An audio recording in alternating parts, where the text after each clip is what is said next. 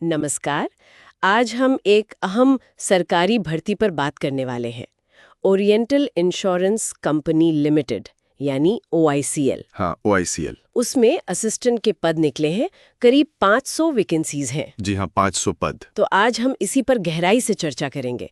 हमने इसके लिए सरकारी नौकरी रिजल्ट पोर्टल और OICL की जो डिटेल नोटिफिकेशन है उसे देखा है। कोशिश रहेगी कि सारी जरूरी जानकारी एकदम आसान तरीके से आप तक पहुंचाएं। बिल्कुल। और देखिए, ये केंद्र सरकार की स्थायी नौकरी है।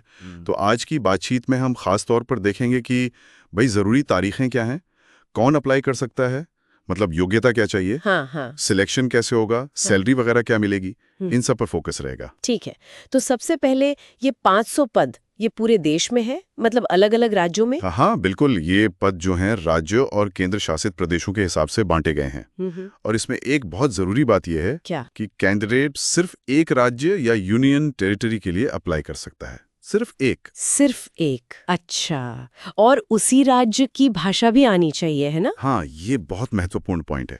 न सिर्फ एक राज्य चुनना है, बल्कि उस राज्य की जो रीजनल लैंग्वेज है, क्षेत्रीय भाषा, उसमें पढ़ना, लिखना और बोलना तीनों आना जरूरी है।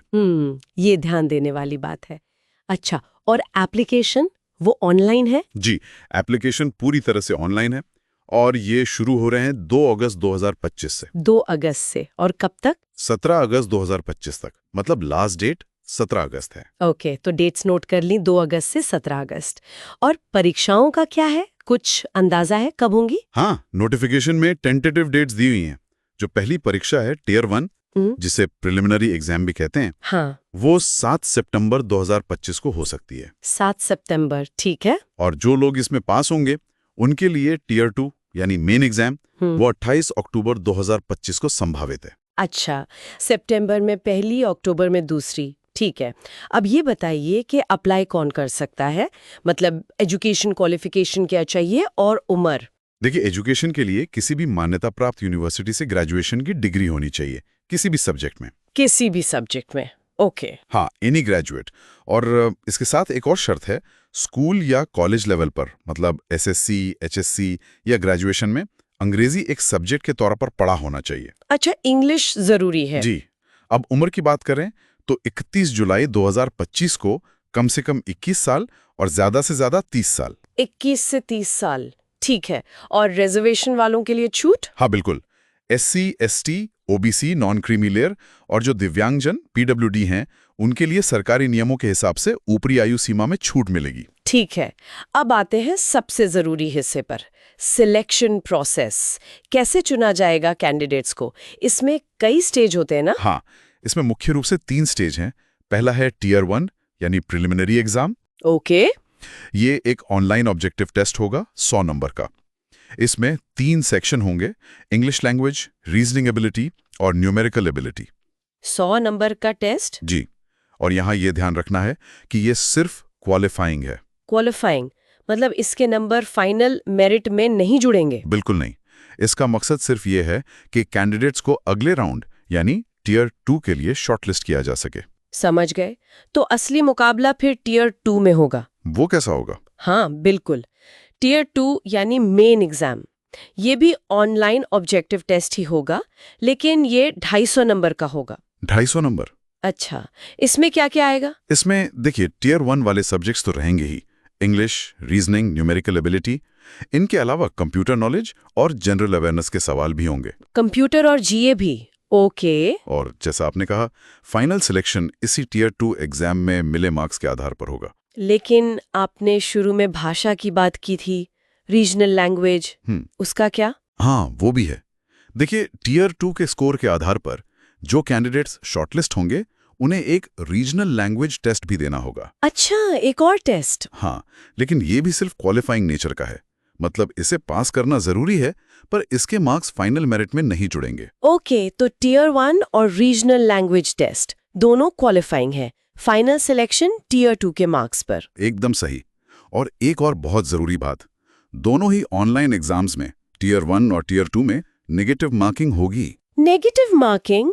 कितनी? हर गलत जवाब के लिए सवाल के जितने नंबर हैं उसका 1/4 यानी 0.25 मार्क्स काटे जाएंगे। ओह, ये तो ध्यान रखना पड़ेगा।